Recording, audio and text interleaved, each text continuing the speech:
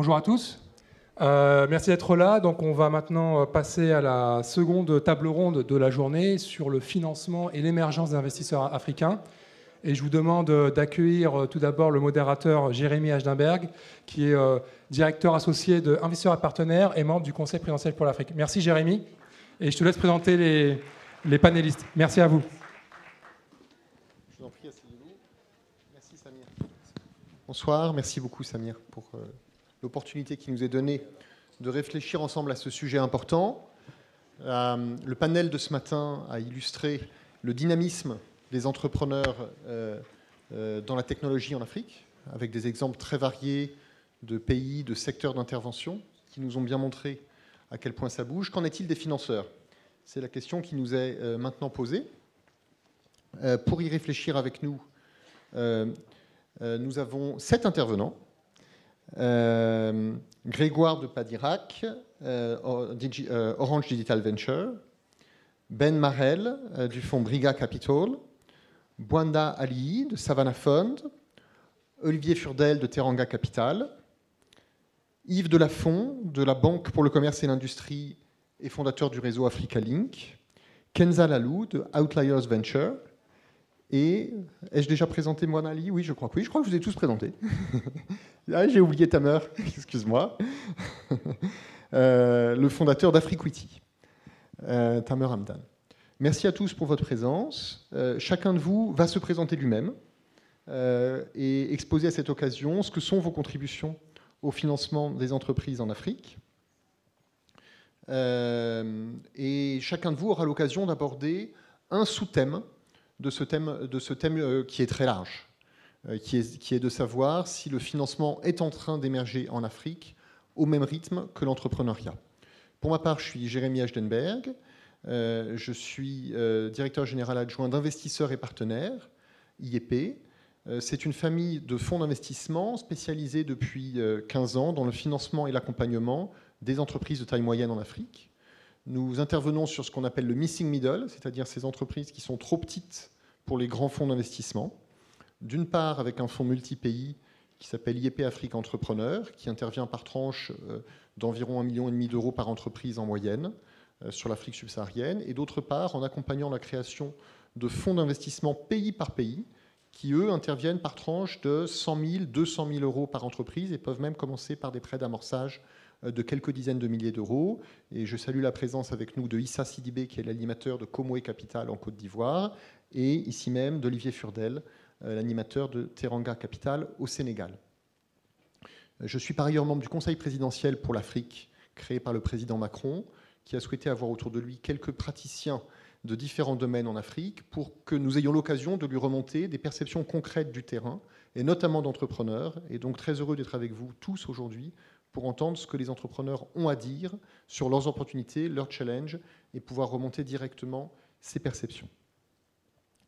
Alors, la question qui nous est posée n'est pas seulement de savoir si des financements existent en Afrique pour tous les entrepreneurs que vous êtes ou que vous accompagnez vous-même, mais c'est celle de l'accès. Je crois qu'on a tous de plus en plus le sentiment qu'un argent est là, de plus en plus prêt à s'investir, parce que la communauté financière internationale constate ce phénomène entrepreneurial africain, son potentiel, son importance, le risque qu'il y aurait aussi à ce que ce phénomène entrepreneurial n'émerge pas, car l'entrepreneuriat est certainement la seule voie pour une croissance africaine que nous connaissons, qui est souvent forte, mais qui a besoin d'être encore plus forte, durable, plus équilibrée, mieux partagée, plus profondément appropriée, alors qu'elle est souvent encore si inégalitaire, et cela, seul l'entrepreneuriat africain peut le permettre.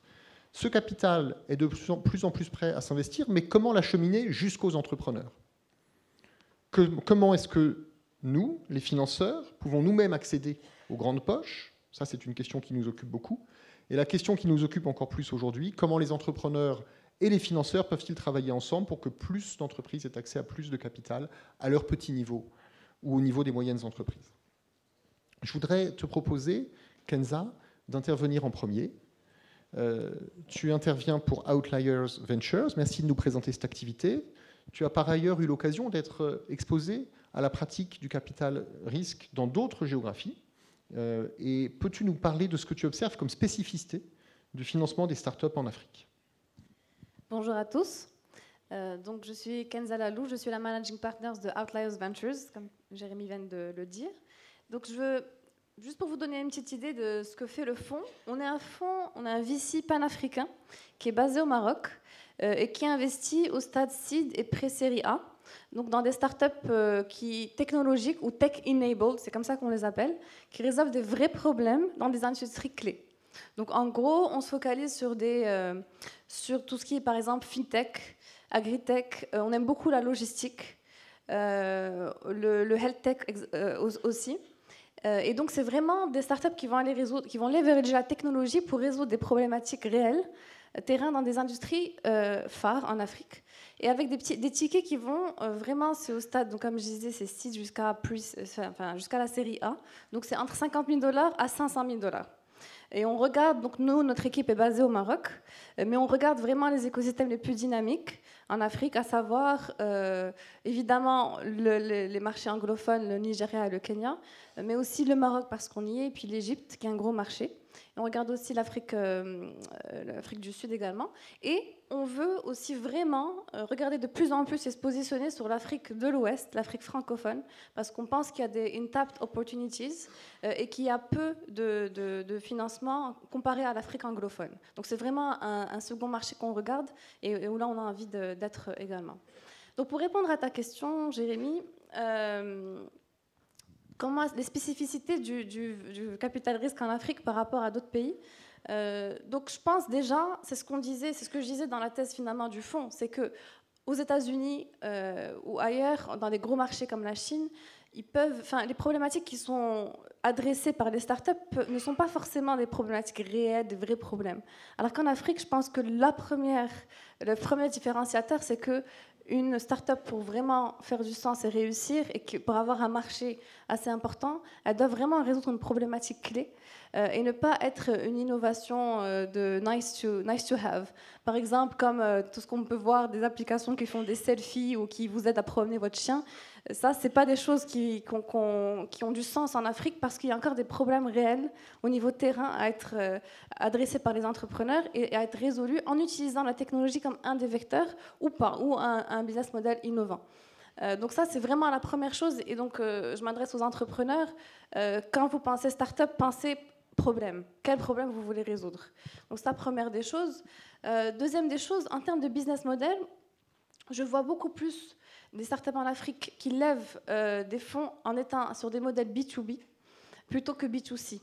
Par exemple, aux États-Unis, c'est lié à la structure du marché. Aux États-Unis, c'est de grands marchés avec un pouvoir d'achat important. Et contrairement à l'Afrique, il y a des marchés fragmentés et où, justement, avec des pouvoirs d'achat beaucoup moins importants au niveau haut de la pyramide. Donc, il faut vraiment penser mass market en Afrique et il faut penser B2B. Donc, par exemple, les startups qui ont levé des fonds récemment, par exemple, on a Twiga Food au Kenya, qui viennent de relever 10 millions de $ avec AFC et TLCom. Et donc, eux, par exemple, c'est dans l'agri-tech. Ils permettent en fait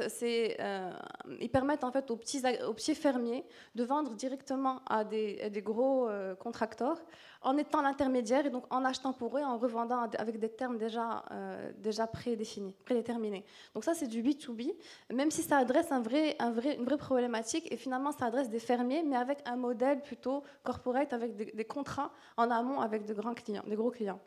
Il y a d'autres exemples comme ça, par exemple Paystack au Nigeria, qui est une startup dans la fintech, qui permet c'est une solution de paiement, et donc qui ont levé encore récemment une série A c'était 8 millions de $ avec Stripe et Visa par exemple, et un gros investisseur chinois, Tencent. Et du coup, eux, c'est vraiment, donc ils travaillent avec les merchants, donc les commerçants. Pour les aider à accepter du paiement en carte sur leur site. Donc ça, par exemple, ce sont ces modèles-là qui réussissent aujourd'hui et qu'on voit émerger en Afrique par rapport à ce qui se passe aux US. Et puis peut-être dernier point, qui est lié à ça, c'est la fragmentation des marchés et le fait d'être en Afrique, il faut penser directement régional ou continental et on ne peut pas penser pays. Voilà. Merci beaucoup, Kenza. Donc, je retiens 3 points vraiment importants. Partout dans le monde, mais encore plus particulièrement en Afrique, répondre à un besoin essentiel, apporter une solution à un problème et pas seulement savoir quelle rue prendre pour promener son chien. Pensez B2B. Personne ne dit qu'il soit impossible de réussir dans le B2C, mais ton observation à toi, c'est que peu de levées ont encore pu avoir lieu dans ce domaine parce que chacun a des doutes.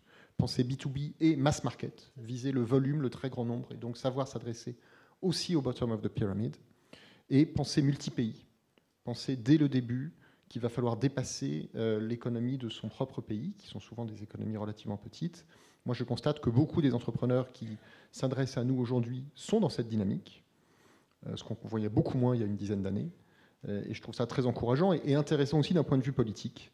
Il serait intéressant d'en reparler si on en avait le temps, mais je trouve que, tiré par le phénomène technologique, de plus en plus de jeunes Africains pensent au-delà de leur pays, au fond par un phénomène de marché. Merci beaucoup. Je m'adresse maintenant à toi, Olivier Furdel. Est-ce que tu peux nous parler de l'expérience de Teranga Capital, et notamment de l'expérience de Teranga Capital qui finance par tranche de l'ordre de 100 000, 200 000 euros des entreprises dans le domaine technologique, mais aussi hors domaine technologique. Ces petites unités agroalimentaires, ces petites unités de services divers, se confrontent-elles au même challenge que les entreprises technologiques, et pourquoi ont-elles, elles aussi, tant de mal à accéder au capital?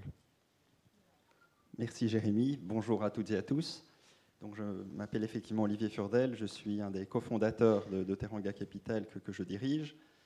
Alors, Teranga Capital, c'est une société d'investissement dédiée au financement et à l'accompagnement des petites PME et des startups tech et non-tech au Sénégal. On l'a développé à l'issue d'une phase entrepreneuriale menée avec Omar Cissé, que vous avez entendu au panel précédent, et accompagné par effectivement le groupe d'investisseurs IEP panafricain, dans la démarche de se dire finalement, dans un pays comme le Sénégal, mais qui est représentatif de beaucoup d'économies de la sous-région, Afrique de l'Ouest, Afrique centrale et Afrique subsaharienne, l'accès au financement dans la tech est difficile, mais certainement tout autant, si pas plus, dans les secteurs traditionnels que sont la transformation agro, que sont l'éducation, que sont la santé, les services et autres.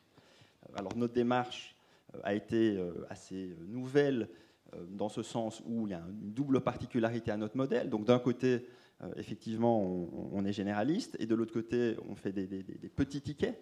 Donc on commence à moins de 100 000 euros pour pouvoir aller jusqu'à 1 million d'euros, et avec un modèle très fort de proximité. Donc on est convaincu, et notre expérience d'un peu plus de 2 années le montre, sur les 6 premières entreprises qu'on a pu financer, que juste financer, ce n'est pas suffisant. Parce qu'effectivement, dans la tech, mais certainement au-delà, dans tous ces secteurs traditionnels, les entreprises sont très peu formelles. On en est tout à fait bien conscient. Et ces entreprises sont confrontées à, bien sûr, un problème d'accès au financement. On pourra peut-être en parler sur ce que fait ou ce que ne fait pas le secteur bancaire traditionnellement. Il y a peu d'investisseurs en capital, et j'essaierai d'évoquer des raisons pour lesquelles ils sont moins intéressés à ça, mais malgré tout, il y a un besoin criant de financement. Donc cette rencontre, elle est encore plus difficile lorsqu'on n'est pas dans des buzz, qu'on n'est pas dans des hypes et qu'on n'est pas dans des élans positifs de financement sur la tech, comme on peut le voir en Afrique. Alors, il y a quand même, par parenthèse, et peut-être que Grégoire pourra le mentionner, nous pensons à un vivier tech très intéressant, et en particulier à Dakar. On dit que c'est un hub, il y a un dynamisme, un vibrancy, comme disent les Anglais, qu'on voit ça, mais certainement, nous, on regarde les deux. Alors, pourquoi est-ce que les investisseurs, d'après nous, ne s'intéressent pas vraiment à ces modèles et ont du mal à venir sur ces investissements qui ne soient pas uniquement tech? Il y a 2 raisons principales d'après nous. La première, c'est que c'est l'équation économique. Faire des petits tickets d'investissement dans ces secteurs qui sont vus très risqués, c'est évidemment moins rentable, ou c'est vu comme moins rentable, puisqu'on va passer dans l'instruction en général, lorsqu'on finance en capital, comme tous les acteurs ici présents, on va passer beaucoup de temps à évaluer l'entreprise, on va avoir beaucoup de temps à travailler sur le business model, le business plan, etc., pour finalement y mettre un montant relativement faible. Et puis ensuite, justement, puisqu'on a cette question d'accompagnement qui est cruciale, l'entreprise doit être renforcée dans sa structuration, dans ses outils de gestion, dans un certain nombre de choses, son accès au marché, tout ça a déjà été évoqué, eh bien, on va passer beaucoup de temps une fois qu'on a fait l'investissement. Et là, de nouveau, si on rapporte ça au montant unitaire dollar, euro, franc CFA qu'on y a passé, eh bien, ce n'est pas vraiment très favorable. Donc on a besoin d'un certain nombre d'investisseurs, d'un certain type d'investisseurs qui sont capables de faire ce compromis entre rentabilité financière et impact. Deuxième aspect qui me semble de notre expérience très important, c'est que la maturité des dossiers en général qu'on rencontre, pour vous dire, on reçoit environ et on rencontre une centaine d'entreprises par année au Sénégal dans tous ces secteurs d'activité, pour en faire 3, 4 ou 5 investissements. Le problème n'est pas de dire juste « Ah mais ok, c'est l'entonnoir, c'est normal, on fait du capital investissement ou du capital risque », c'est qu'il y a une partie très importante de ces entreprises dont les dossiers ne sont pas matures. Et donc ça ramène à la question de l'investment readiness ou du manque d'investment readiness, dans la mesure où beaucoup de ces dossiers, ce n'est pas que l'entrepreneur, femme ou homme, dans la transformation agro, dans la santé, dans l'éducation, n'a pas un projet bancable ou un projet attrayant, c'est qu'il n'y a pas d'information de gestion, l'analyse du marché, le plan de développement, tout ça demande une certaine maturation pour laquelle on a besoin justement d'autres types d'acteurs. Malgré tout, et je terminerai là-dessus, donc nous sommes très enthousiastes par rapport à ces secteurs parce que nous pensons que par un modèle de proximité, l'ancrage local et le travail qu'on fait avec eux, que ce soit tech ou moins tech, finalement, tous ces entrepreneurs, et dont notamment une partie reviennent de l'étranger, eh bien, ont énormément de talent, sont de belles histoires de développement entrepreneurial de réussite, et qu'à ce titre-là, ils représentent également un très bon symbole de la transformation africaine. Merci beaucoup Olivier. J'en profite pour saluer Omar Cissé, qui est présent également, qui est avec toi et notre équipe d'investisseurs et partenaires cofondateurs de Teranga Capital et membre de son comité d'investissement. Très beau parcours, déjà 6 investissements en à peine 2 ans, dans des sujets technologiques et d'autres. Merci beaucoup d'avoir souligné des sujets qui nous importent tous beaucoup, qui sont l'importance de l'accompagnement pour ces jeunes entreprises dans des marchés, dans des écosystèmes difficiles, des écosystèmes qu'il faudrait renforcer pour que les entreprises soient mieux préparées à parler à des financeurs. Et j'espère que nous serons entendus sur ce thème par tous les acteurs importants qui veulent aujourd'hui accélérer la dynamique entrepreneuriale en Afrique. Il faut des investisseurs, mais il faut aussi de la préparation à l'investissement. Et tu as souligné le sujet central des coûts de transaction, qui fait que seuls des investisseurs un petit peu militants, qu'ils soient privés ou publics, peuvent faire les compromis nécessaires à l'investissement d'impact, au nom de tous les bénéfices que peuvent en retirer nos sociétés. Je crois que ce sont des points très importants. Et avec tout cela, avoir pu en quelques années créer une équipe, je crois qu'il faut souligner, de 4 ou 5 jeunes investisseurs sénégalais et déjà financer 6 entreprises, bientôt plus, c'est très encourageant. Il n'y a plus qu'à espérer qu'elles réussissent. Merci beaucoup. Je me tourne vers un 3e investisseur africain, dirigeant de fonds d'investissement africain plus exactement, qui est avec nous aujourd'hui, M. Mbwana Ali. Bonjour. You are managing the Savannah Fund. And as you will explain, Savannah is active in 6 countries in Anglophone Africa. You're very welcome to speak in English. And I assume there's a translation for those who may need it, but I'm not sure it's needed. The countries where you're operating some of them have a high reputation in terms of doing business, attracting international investments, ease of creating companies, etc. And many of them are given to the Francophone countries as models. It would be great to hear from the best practices you have observed across the 6 countries you are working in. And if there are some of those best practices that you'd like to share with us, because you will have observed as an investor that they really facilitate your work and the fundraising processes for young companies. Yeah, so I think I'm originally from Tanzania, which is not necessarily the most attractive country to invest in, but it's a neighbor of Kenya. I spent 20 years of my life in the UK and the US. Worked in aerospace, then worked in Silicon Valley, Microsoft, had a career, and then moved back to Kenya. So why was Kenya high on the list? One, because I knew Kenya, because it's a EAC member. I went to school there, had a network. But to raise the capital for one of the first seed funds in Africa back in 2011-12 was very difficult. But the reason Kenya was attractive is because of M-Pesa. I mean, we know we've heard the story too many times, but investors were salivating about how to take advantage of this financial services wave in Kenya with M-Pesa. It was founded in 2007 and is now obviously, a huge portion of the GDP flows through M-Pesa now.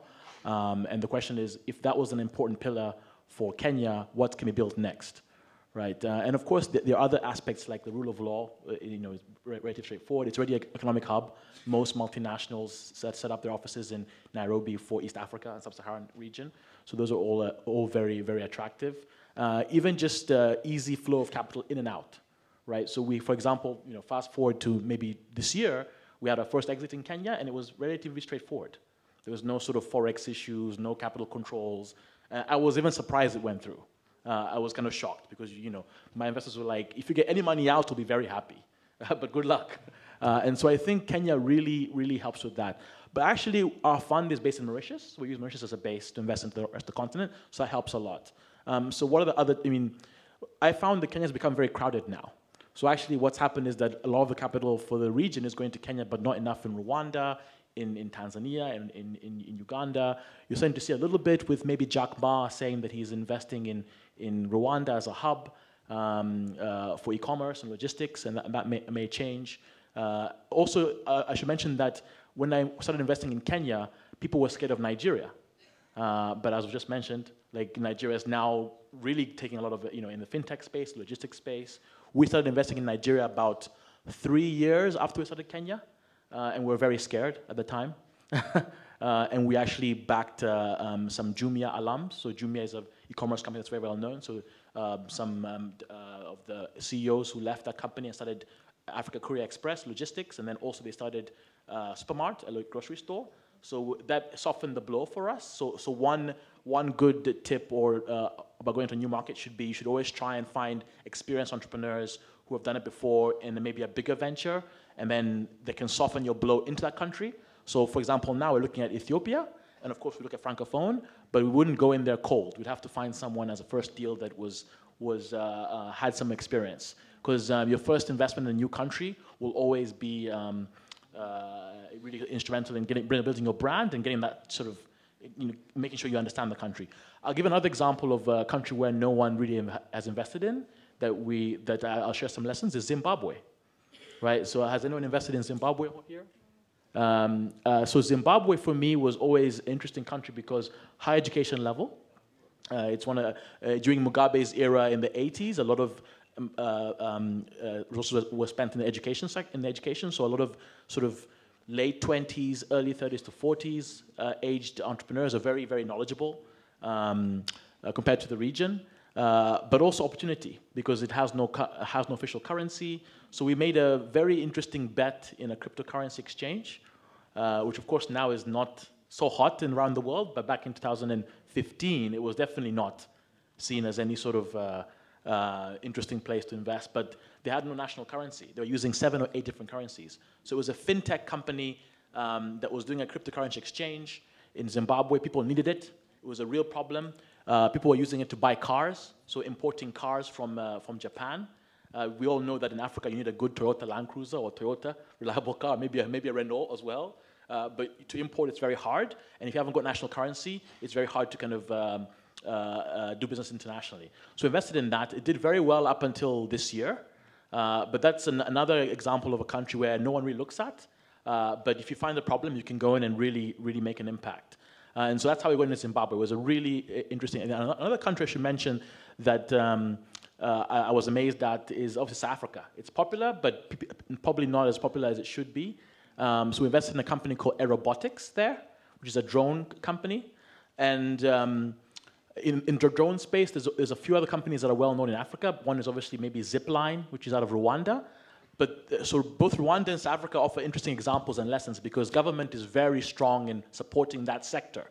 Yes, in other countries, M-Pesa enabled Kenya, but I believe South Africa, I heard from the regulator that they believe they have the best regulations for drones in the world. So you can fly a drone from Cape Town to Johannesburg with very little regulation. In Rwanda, we know Kagame spent a lot of effort promoting Zipline, and I believe Zipline is one of the most successful drone startups that has, and I believe they opened the first government healthcare drone port in the world in Rwanda. So sometimes industries pull you to new countries where it's the best place for that. In Nigeria, I'm very concerned about fintech now because I think there's some regulation that come out where you need 5 billion naira to now start. So that could be a deterrent. But some examples from our work. Thank you very much. Merci beaucoup, Ali. Je crois que parmi des sujets très importants que vous avez mentionnés, qui facilitent la levée de fonds et l'investissement, il y a d'abord la monnaie électronique, qui évidemment, dans les sujets technologiques et pour le mass market, est absolument essentiel et a été décisif au Kenya, et sans doute l'un des fondements de l'écosystème qui est apparu. La présence de multinationales, effectivement, très important, que ni les entrepreneurs ni les investisseurs ne peuvent toutefois décréter, mais qui jouent un rôle important comme débouché, comme partenaire stratégique possible, comme vivier de cadres également. La possibilité de ressortir le cash facilement. Et enfin, vous invitez les investisseurs à oser des pays qui paraissent difficiles mais à fort potentiel. Je crois que c'est un beau sujet et qui fait écho, je crois, à la présentation que nous avons eue par le ministre malien qui montre comment le Mali, pays réputé assez difficile pour l'investissement, est en train de faire des efforts importants pour attirer des investisseurs. À nous tous de savoir oser participer à cette dynamique très prometteuse. Merci beaucoup, Ali. Alors, je m'adresse maintenant à un fonds d'investissement qui n'est pas africain, celui de Ben Marel, qui s'appelle Briga Capital. Vous avez cofondé et vous dirigez un fonds d'investissement qui intervient dans les sujets technologiques en Europe et en Afrique. Alors, pourquoi faire les deux et comment suivre l'Afrique depuis l'Europe? Et pourquoi, tout simplement, pour un fonds d'investissement européen, s'intéresser à l'Afrique? Merci beaucoup. Merci de me donner l'occasion de m'exprimer ici aujourd'hui et de vous donner un peu la vision d'un fonds comme Brega sur ce que l'on fait ou ce que l'on aimerait faire encore avec beaucoup plus de moyens sur le continent africain. Et sorry for those of you who don't speak French. I hope you'll have the full translation later on. Alors, très simplement, moi, je suis un des fondateurs de Brega. Brega, c'est un fonds d'entrepreneurs créé il y a un peu plus de 4 ans, qui gère aujourd'hui 200 millions de dollars, qui a vocation à doubler là dans quelques mois maintenant, et avec un prisme d'investissement qui est très focalisé people and value proposition. C'est vraiment ce qu'on vise du fait de notre expérience. C'est la raison même de la création de Brega, c'était d'apporter un angle différent dans l'investissement avec une équipe chargée d'investir uniquement composée d'anciens entrepreneurs et une énorme capacité à soutenir ces entrepreneurs. Justement, on en a parlé avec chez nous une équipe de plus de 5 personnes dédiées aux opérations, puisqu'on sait très bien que en général, quand on investit de l'argent, il y a encore beaucoup de choses à structurer. Et tu parlais tout à l'heure du reporting, le talent, évidemment, qui est un des sujets numéro 1. Et donc, on a chez nous ces savoir-faire de talent recruitment, bizdev, finance, marketing. Et c'est vraiment des sujets importants pour pouvoir les mettre aux dispositions des entrepreneurs que l'on soutient et leur faire bénéficier finalement de cette expertise. Alors ça, c'est vrai, évidemment, dans la proximité. C'est vrai en Europe. Et tu posais la question de pourquoi l'Afrique. Alors, au-delà de mes expériences personnelles là-bas, parce que c'est vrai que moi, j'ai participé à la création d'une start-up qui travaille énormément avec le continent africain. Il y a énormément de similitudes entre l'Europe et l'Afrique. Au-delà de la facilité de langage, c'est vrai qu'il y a peu de langues finalement sur le continent africain. C'est même presque plus facile que l'Europe quand on y réfléchit. Il y a déjà pas mal de communautés et de groupements économiques constitués qui sont ressemblants à l'Europe. Mais il y a une diversité par pays qui ressemble à l'Europe et donc qui différencie énormément le continent africain et l'investissement en tant que fonds de VC par rapport aux US. Et tu en as parlé, Kenza, sur leur marché local qui est immense et pareillement la Chine et demain l'Inde où finalement on arrive à faire en local des marchés qui sont colossaux. Donc ce qui nous intéresse, c'est cette capacité, ce savoir-faire et ce savoir-faire qui est cross-continent, puisque on a beaucoup de repats, de gens qui ont, comme toi, connu l'expérience américaine ou européenne du fait des liens avec l'Afrique et qui reviennent sur le continent, et donc qui embarquent ce savoir-faire et cette expertise. Et pour nous, c'est une vraie clé de succès, parce que quand on comprend comment fonctionne la diversité de pays, la diversité de cultures, on a une plus grande facilité à se projeter sur le continent africain, même si... parce qu'effectivement, beaucoup de gens de l'extérieur, et je pense notamment aux grandes nations, regardent l'Afrique comme un pays, et c'est une erreur terrible. C'est bien une multitude de pays, une multitude de cultures, et ça, c'est quelque chose qu'on maîtrise très bien en Europe, c'est quelque chose avec lequel on vit au quotidien. Et donc, évidemment, il y a une nécessité de localiser, puisque tous les sujets ne sont pas translatables comme ils le sont en Europe, mais on voit bien dans la tendance de la tech des émergences d'idées et des solutions similairement localisées.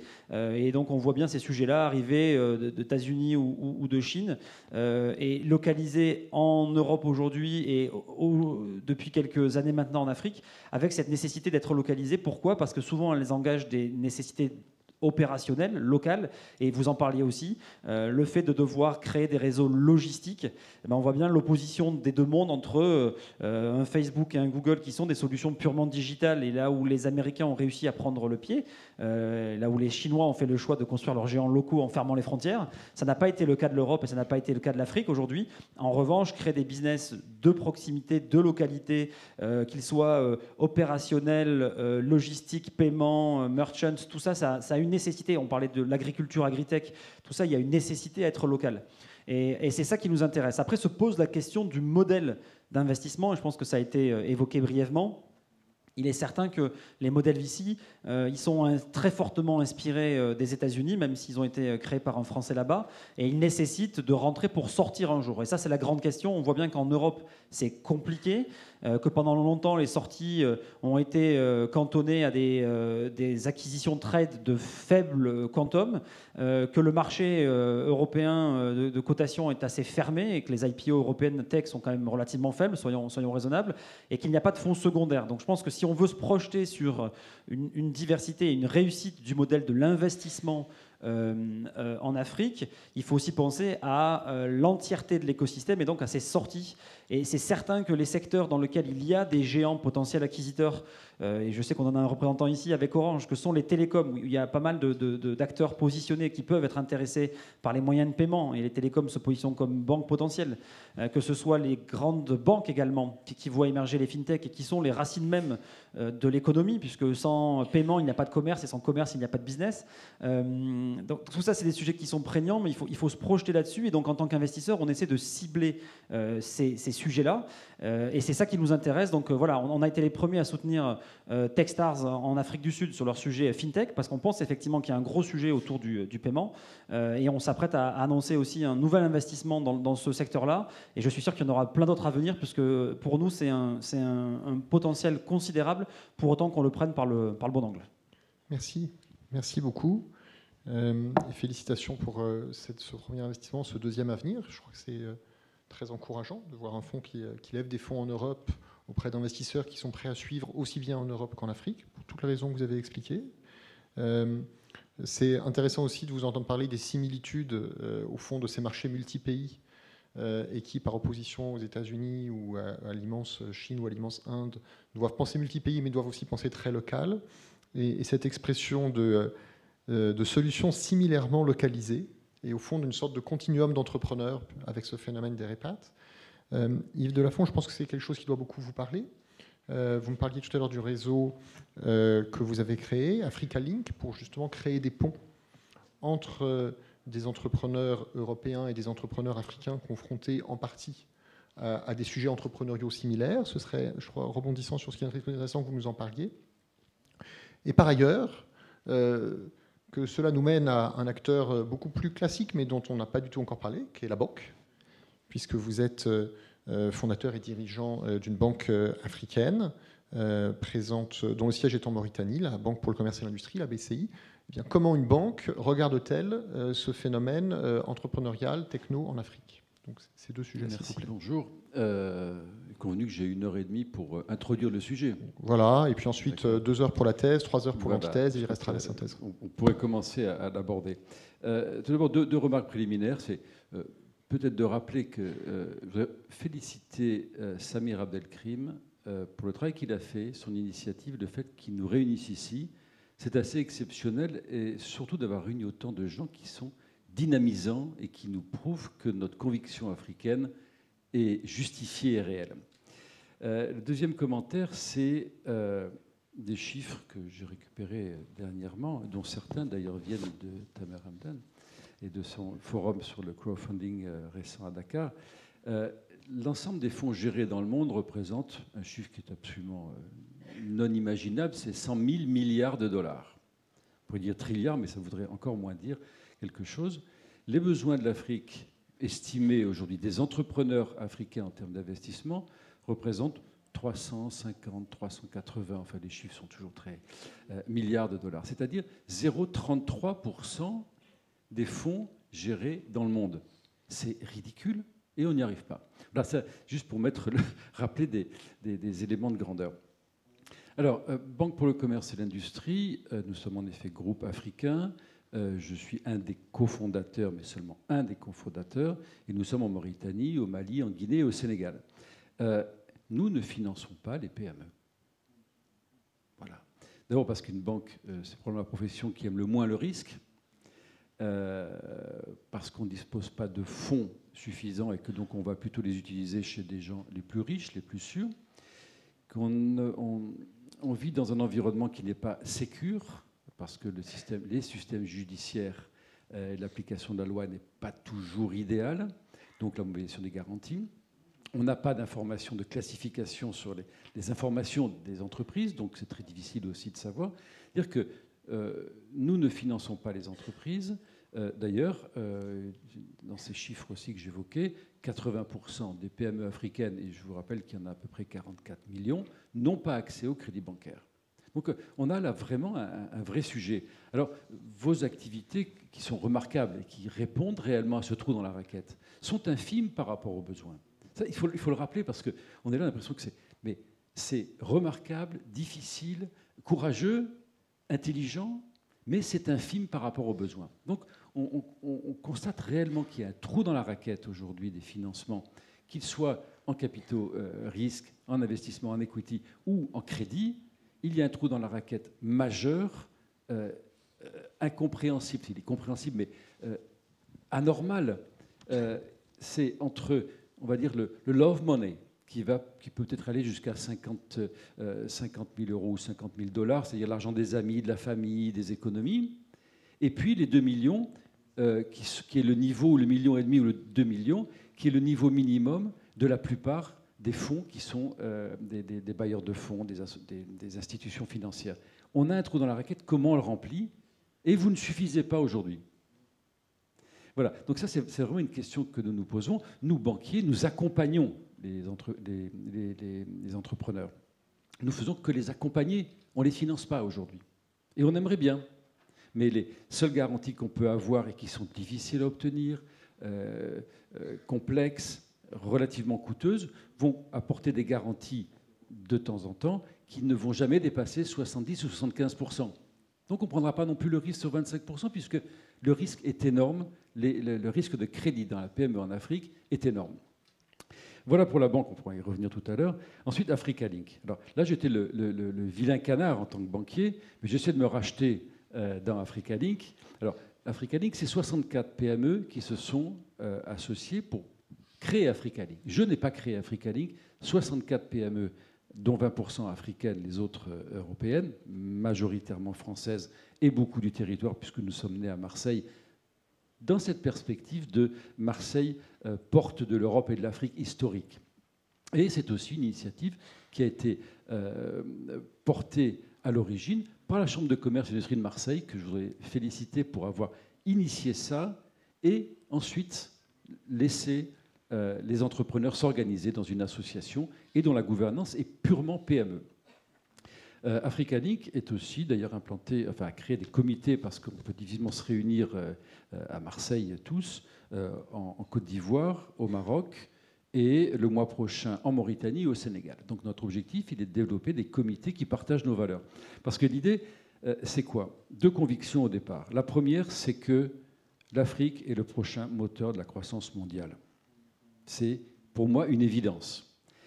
Deuxièmement, c'est que nous, Européens, si on a un passé partagé fréquent avec nombre de pays, ou avec les Afriques, parce que c'est peut-être plus juste de parler des Afriques plutôt que de l'Afrique, on a à l'évidence aussi un avenir qui est commun. C'est notre avenir est en train de se construire, de se réécrire, cet avenir. Alors nous, Français, en Europe, et je crois que c'est important de rappeler, France en Europe. On ne peut plus être juste France-Afrique. C'est des mots qui ne collent pas. C'est France en Europe. Donc ça, c'est deux constats. Et aussi un autre constat, une autre conviction, c'est que l'entrepreneur, et je le dis avec un grand E ou avec un E à la fin, surtout en Afrique, est le sel de la terre. Et si on peut envisager un développement par des programmes gouvernementaux, internationaux, etc., dont on a vu les limites jusqu'à maintenant ces dernières décennies, c'est parce qu'il y aura des entrepreneurs, qu'on les soutiendra, qui créeront des entreprises, que ce développement se transformera en émergence et qu'il sera périn et durable. Merci Ça, beaucoup, merci beaucoup pour cette belle vision. Est-ce que vous voulez nous dire en quelques phrases pour conclure en quoi consiste ce réseau et quels sont les apports de ce réseau à ses membres et des membres entre eux, pour conclure? Alors, avant tout, c'est une communauté d'entrepreneurs, de PME, non pas de grands groupes. Nos adhérents, c'est entre 1 million d'euros de chiffre d'affaires et 300 millions, en sachant que tous doivent avoir obligatoirement une expérience africaine. On ne vient pas à Africa Link en disant « j'ai envie d'aller travailler en Afrique » ou « j'ai envie d'aller travailler en Europe ». Il faut qu'il y ait déjà cette expérience. Ensuite, c'est un réseau coopté. On n'est pas là, on ne fait pas de prosélytisme. Ce sont des demandes qui sont cooptées par les adhérents. Notre objectif, c'est quoi? C'est de partager de l'information, partager de la confiance, partager de la reconnaissance, partager des réseaux parce qu'on se connaît et qu'on se soutient. Il est essentiel, si on veut travailler en Europe comme travailler en Afrique, d'avoir des partenaires. Il faut donc les identifier. C'est la chose la plus difficile quand on est entreprise. Et ça fait quelques décennies que je travaille entre la France et l'Afrique. Je peux vous dire que c'est le partenaire qui fait tout. Le reste, ça vient tout seul. Les compétences, on les embauche. Et quelle sera la réussite de notre ambition Africa Link? Un, c'est que nos entreprises soient profitables, parce que c'est quand même l'objectif de toute entreprise. Mais ensuite, c'est qu'on ait créé, suscité, accompagné des partenariats entre entreprises, entre entrepreneurs du Sud et du Nord. C'est ça notre objectif, et accessoirement de pouvoir contribuer à l'évolution du logiciel de la France en Europe avec l'Afrique. Et dans ce cas-là, vous parlez du Conseil présidentiel pour l'Afrique, on s'inscrit directement. En tout cas, il y a une résonance très forte avec le discours du président Macron à Ouaga et d'autres ensuite. Voilà. Merci beaucoup. Merci pour votre franchise concernant les apports, mais aussi les limites dans le rôle des banques en Afrique. Rares sont les banquiers qui assument ce discours avec autant de franchise. Une franchise remarquable. Je crois que tout le monde regrette que les entrepreneurs, et notamment les petites et moyennes entreprises en Afrique et les banques africaines ne parviennent pas plus à travailler ensemble. Et c'est vrai que les banquiers sont souvent jugés pour cela. Je crois qu'il faut qu'on soit tous conscients que si on était à la place du banquier, on éprouverait aussi les plus grandes difficultés à faire ce métier. Ce n'est pas une consolation, hein, c'est un état de fait qui doit avancer. Beaucoup y travaillent sur les produits de garantie. Ça rejoint aussi la question de l'investment readiness, savoir parler à un fonds d'investissement, savoir parler à un banquier. Mais en tout cas, je crois que c'est très intéressant de vous entendre exposer ces freins et assumer le discours de positionnement de la banque que vous avez co-créée. Quant à Africa Link, c'est une très belle initiative. Moi, je crois qu'il y a un très grand avenir du côté des réseaux d'entrepreneurs comme le vôtre. J'en rencontre actuellement beaucoup qui tentent de se structurer pour s'entraider face à la difficulté de l'écosystème qu'on évoquait et aussi la difficulté d'être aidé par des agences publiques de très bonne volonté. Mais tout le monde sait que pour la force publique, parler à des entrepreneurs, c'est toujours compliqué. Et ce n'est pas plus simple en Afrique qu'ailleurs. Donc il faut que tout ceci avance de concert. Sur le sujet, je voudrais juste un petit mot très vite. Je crois qu'il y a un point important, c'est que l'innovation, mais l'entrepreneuriat et ce qu'on fait aujourd'hui, il y a une charge humaine et le facteur humain est essentiel. Voilà. Absolument. Je crois qu'on en est tous conscients. Et puis, rebondissant aussi sur votre interpellation sur le fait que ce que nous représentons est minuscule, je crois qu'on en est tous très conscients. Mais qu'il me semble que collectivement, nous cherchons une démonstration. Nous cherchons à démontrer que c'est possible. Et espérant fort qu'une fois que ce sera démontré, ça pourra grandir beaucoup, très vite et aller très loin. Alors, rebondissant aussi sur ce sujet que nos deux derniers intervenants ont touché, finalement des liens humains entre entrepreneurs africains, entrepreneurs européens d'origine africaine retournant en Afrique, réseau d'entrepreneurs, Tamer, toi, tu essayes de promouvoir d'une autre façon des liens via le crowdfunding, qui peut être une façon pour des internautes du monde entier de financer des entrepreneurs africains. Qu'est-ce que ça peut apporter dans le paysage des startups africaines dont on vient de parler? Et y vois-tu un outil particulièrement pour les diasporas africaines? Merci Jérémy. Alors, je suis Tamer Emdan, donc le fondateur d'Afriquity, qui est une plateforme d'equity crowdfunding ou du crowdfunding via de l'investissement. Donc concrètement, c'est une plateforme digitale qui permet à des investisseurs, on va dire, résidents en France et plus largement en Europe, et notamment ceux de la diaspora, d'investir en capital à partir de 100 € dans des startups et des PME à fort potentiel de croissance qui se développent en Afrique. Donc cet investissement d'ailleurs se fait d'une manière 100% digitale et sécurisée. Alors pour répondre concrètement à ta question, Jérémy, aujourd'hui effectivement on a deux enjeux. D'accord, il y a un premier enjeu sur lequel je vais passer rapidement, qui est l'enjeu de sourcing des startups et des entreprises. Et je rejoins mes camarades sur, effectivement, on a des problématiques de deal flow, qu'on appelle de deal flow, mais d'investment readiness, d'envergure et d'ambition des entrepreneurs et des projets entrepreneuriaux. En plus de pas mal d'autres soucis. Moi, je rajouterais notamment quand on est sur de l'investissement transfrontalier, donc de l'Europe vers l'Afrique, il y a des questions de risque de change, il y a des questions aussi de rapatriement des fruits de cet investissement, parce que si un investisseur a investi en Afrique, en tout cas quand il est résident en Europe, il a envie un jour de récupérer son argent dans son pays de résidence. Il y a quand même pas mal de problématiques liées à ces points-là qu'il faudra aborder. En tout cas, ce n'est pas forcément le lieu, mais je voulais insister dessus. Ensuite, il y a l'aspect de mobilisation des investisseurs, et notamment ceux de la diaspora. Il faut savoir qu'on a 30 millions de membres de la diaspora africaine résidant par le monde, que ces 30 millions de personnes aujourd'hui transfèrent tous les ans plus de 60 milliards de dollars, 3 fois l'aide publique au développement. Donc le premier investisseur en Afrique, c'est certainement la diaspora africaine. Et en plus des 60 milliards, en fait, cette diaspora dispose de 50 milliards de dollars d'épargne dans son pays d'accueil, donc en Europe, aux États-Unis et ailleurs. Et donc on voit aujourd'hui qu'il y a quand même une manne financière assez importante. Si on pouvait mobiliser une partie de cette épargne-là vers des projets d'investissement, ce serait une bonne chose. Et je tiendrai aussi à préciser une étude qui a été faite par l'USAID, c'est que 80% de cette diaspora cherche des opportunités d'investissement dans ce pays d'origine via des outils digitaux et le web.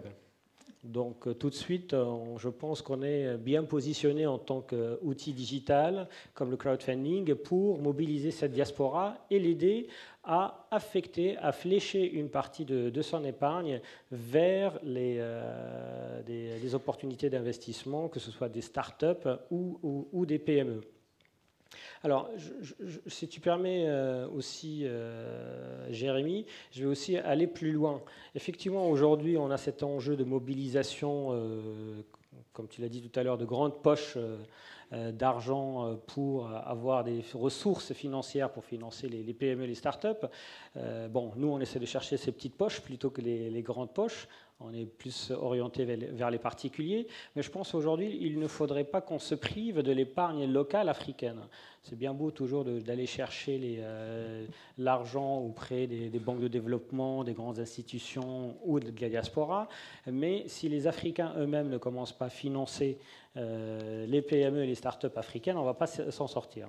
Et donc, pour faire cela, nous, en tout cas dans cette démarche de promotion du crowdfunding en Afrique, d'ailleurs on vient d'organiser la deuxième édition du forum du crowdfunding en Afrique à Dakar, pour développer ce type d'outils d'investissement, notamment localement en Afrique, pour qu'on puisse mobiliser l'épargne locale. D'ailleurs, on a organisé ce forum en partenariat avec l'AFD et l'OIF qui soutiennent cette démarche. Et cette démarche ne s'arrête pas à la promotion des bonnes pratiques, d'ailleurs des bonnes pratiques pour lesquelles on a établi une charte des bonnes pratiques avec l'écosystème, mais surtout travailler sur l'aspect réglementaire de la chose.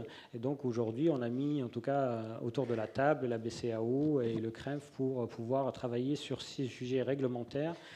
Tout simplement, encore une fois, avec cet objectif à un moment donné de dire, pour mobiliser l'épargne, pour financer l'économie africaine, bien entendu, il y a les poches et les ressources financières de développement, quelles qu'elles soient, mais on a besoin aujourd'hui également de commencer à mobiliser l'épargne locale. Ça me paraît très très important. Absolument. Écoute, c'est très bien que tu soulignes ce point qui n'avait pas encore été souligné. Je crois qu'il faut dire qu'au-delà du fait d'être toi-même un entrepreneur qui lance Afriquity, tu es très actif dans le lobbying pour le crowdfunding, fédérant des acteurs pour ce faire et essayant qu'ils soient écoutés en Europe et en Afrique afin qu'aient lieu les évolutions réglementaires nécessaires. Juste une précision, oui. Jérémy, c'est le forum et tout ce comme tu l'as dit, le lobbying positif, hein, on entend bien dire, on le fait sous la casquette de FPAM, qui est Financement Participatif Afrique et Méditerranée, qui est une fédération de tous ces acteurs. Absolument. Je crois que le sujet de la mobilisation de l'épargne pour l'investissement, de l'épargne africaine pour l'investissement productif en Afrique est central. Peut-être que c'est l'occasion de souligner que les fonds dont investisseurs et partenaires accompagnent la création ont également ce souci. Un fonds comme Teranga Capital, que dirige Olivier Furdel, a levé 2/3 de ses ressources au Sénégal, auprès d'acteurs sénégalais. Il en est de même des 4 autres fonds pays que nous avons co-créés avec des équipes de ces pays. Et je crois que c'est l'une des seules initiatives, à ma connaissance, qui soit parvenue pour l'instant à mobiliser du capital de pays africains pour créer un canal qui aille financer des petites entreprises en fonds propres dans ces mêmes pays. Je crois que c'est une illustration du fait qu'on se bat bien pour la même chose avec des modalités différentes. Les petites poches sont très importantes. Il y a aussi là-dedans une valeur citoyenne, certainement. Et bien entendu également le message sur les aspects réglementaires. Voilà. Grégoire, merci beaucoup d'avoir patienté jusqu'ici. La parole va être à toi. Grégoire de Padirac, tu es manager de Orange Digital Ventures à Dakar. Donc un tout autre type d'intervenant, hein, une très grande multinationale présente en Afrique historiquement, qui choisit de créer un véhicule pour financer des startups technologiques qui ont déjà atteint un certain stade d'ailleurs, pas à leur tout début. Dans tout ce contexte qui vient d'être décrit, d'accès au capital, de difficultés d'accès au capital, mais aussi de besoins d'accompagnement soulignés par tous, comment vois-tu le rôle spécifique d'un grand groupe comme Orange ? Bon, d'abord, merci de me donner la responsabilité de réveiller la salle. Je voudrais rappeler quand même une idée qui finalement ressort peut-être pas assez à l'issue de ce panel, c'est que l'Afrique, c'est avant tout une immense opportunité pour à la fois les entrepreneurs, mais pour les investisseurs. Et je pense que c'est important de le rappeler. On parle souvent de difficultés, mais derrière chaque difficulté, derrière chaque anomalie, il y a vraiment une opportunité. Et c'est le cas pour les investisseurs aussi, puisque en 5 ans, plus de 50% des investisseurs en Afrique ont lancé leurs fonds il y a moins de 5 ans. Et la présence de Ben ici témoigne bien de l'attractivité forte du continent pour les investisseurs dans le monde entier. Steven, tout à l'heure, qui avait créé l'événement Demo Africa, a rassemblé un certain nombre d'investisseurs de la Silicon Valley. Donc, on voit vraiment l'attractivité du continent, et c'est assez impressionnant. L'Afrique est hype. Et ce n'est pas juste un phénomène de mode, c'est que cette hype, elle repose sur une révolution digitale, et en fait, qui est une révolution mobile. Le continent s'est connecté il y a presque 30 ans maintenant, et on a vu ces 10 dernières années une explosion de l'équipement mobile. Et derrière l'explosion de l'équipement mobile, c'est tous les secteurs qui jusqu'à présent souffraient d'un manque d'infrastructures, qui se retrouvent leapfrogués, c'est le terme consacré et un peu trop éculé, par les technologies mobiles. Alors pour être plus concret, comme il n'y a pas beaucoup de médecins par exemple en Afrique, eh bien, on peut consulter son médecin par SMS. Le mobile money repose essentiellement sur les SSD et le SMS. L'agritech, l'information sur les prix en temps réel sur les marchés repose sur de l'USSD. Enfin, vous voyez, ce sont des technologies mobiles qui permettent de donner accès à un certain nombre de secteurs, à un changement complet d'écosystème. Et pour un opérateur télécom, c'est évidemment clé d'être connecté avec ce qu'on croit être demain les futurs champions panafricains, parce qu'on croit vraiment à l'émergence de champions panafricains pour apporter des solutions à l'échelle du continent. Et je vous parlais d'opportunités. L'Afrique, j'aime bien ce gros chiffre parce que ça éclaire pas mal la dimension de l'opportunité. L'Inde, par exemple, c'est 1,2 milliard d'habitants et c'est un PIB équivalent, enfin c'est même population en gros, et même PIB que l'Afrique. Alors, je sais qu'on ne peut pas comparer, on parle des Afriques, 54 pays, quand même un certain nombre de langues, parce que voilà, mais l'Inde lève 14 fois plus que l'Afrique. Et je pense qu'aujourd'hui, on arrive à un moment assez clé, à un tournant, où l'Afrique accélère considérablement pour rattraper ces fameux retards. Et donc nous, on a effectivement créé un fonds d'investissement, ce qu'on appelle un corporate VC. Donc on agit comme un VC avec les meilleures pratiques du VC, mais on le fait en s'appuyant également sur tous les atouts du groupe. Et donc on a un fonds de 50 millions dédié à l'Afrique, parmi une initiative globale d'investissement dans le monde qui est de 150 millions. Et on investit en série A, série B, donc des tickets de 1 à 3 millions. Et l'idée, c'est pour nous, en tant qu'opérateurs, c'est donc bien être connecté à ces futurs champions panafricains. On a fait 2 investissements jusqu'à présent, un au Kenya, un en Afrique du Sud, Africa Stocking et Yoko. Et on veut apporter à nos startups toutes les capacités pour scaler, pour s'étendre sur le continent et réellement devenir ces champions. Et là, on a un certain nombre de choses à apporter.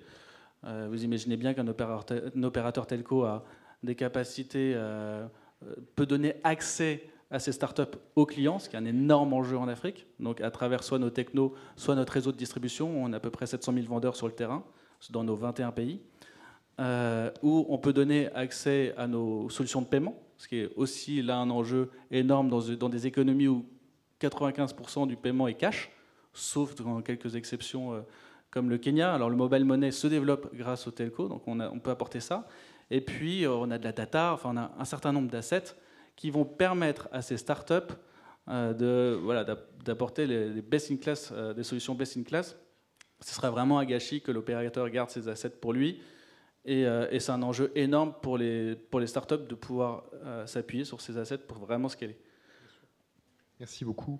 Merci beaucoup. Je crois que c'est évident que si on a la chance d'avoir un groupe d'une puissance d'un telco panafricain et mondial comme Orange, il y a beaucoup qu'on peut en espérer. Et je crois que tu as bien expliqué l'ambition du groupe, qui n'est pas seulement de se rendre utile à l'Afrique, mais de profiter de l'Afrique.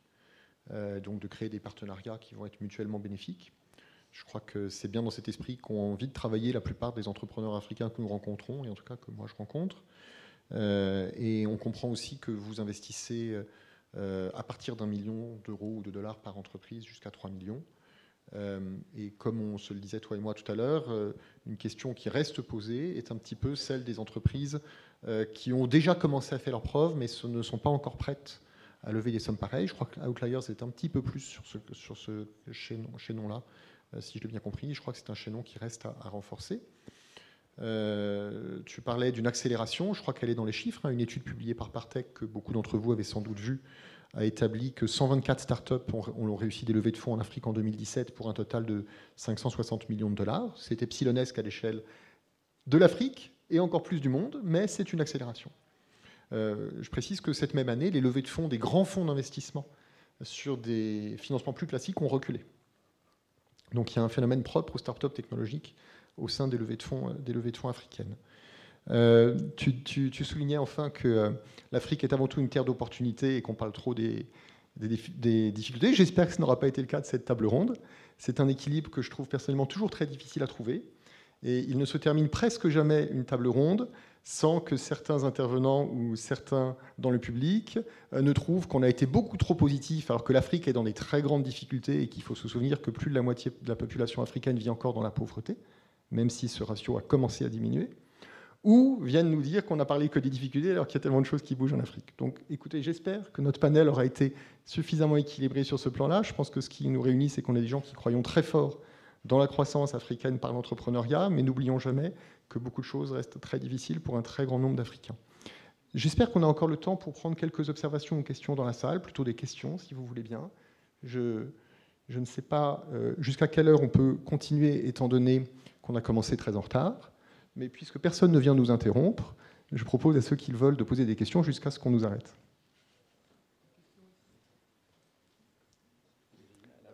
Je ne sais pas si quelqu'un peut faire circuler le micro, sinon je vous propose de vous lever et de parler fort, parce que ce sera la seule solution.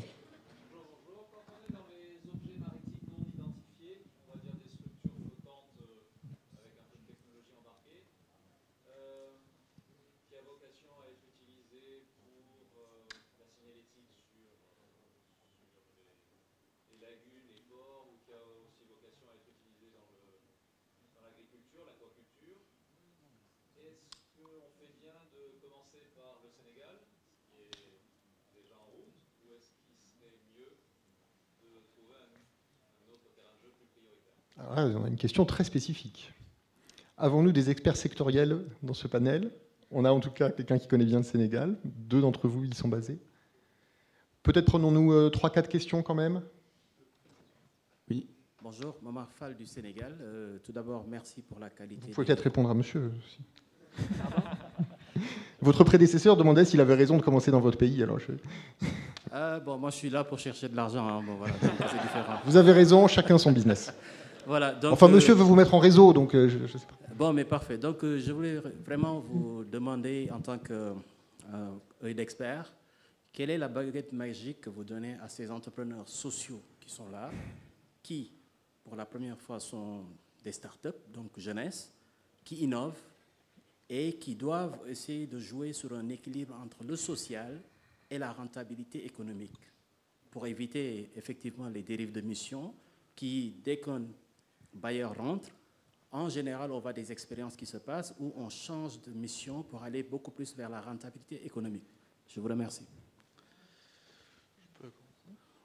Pour répondre aux 2 questions, ou du moins pour tenter de répondre aux 2 questions, la première question, j'aimerais d'abord faire un commentaire, c'est que je trouve que c'est bien de considérer que l'Afrique francophone est une opportunité.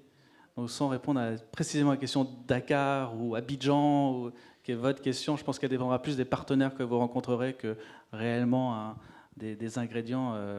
Voilà. L'Afrique francophone, c'est une super opportunité et c'est beaucoup plus facile de scaler d'un pays vers un autre depuis l'Afrique francophone qu'ailleurs, je pense. Enfin, c'est une de mes convictions très fortes.